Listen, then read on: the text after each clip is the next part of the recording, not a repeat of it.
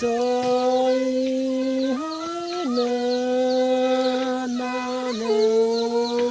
rùa hoàng ngơ sinh kêu lên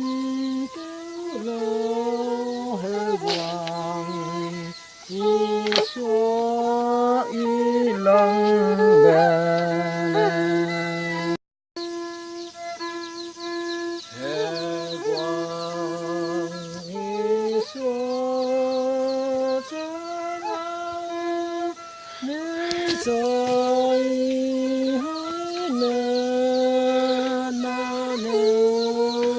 rùa hoàng ngơ sinh kêu lên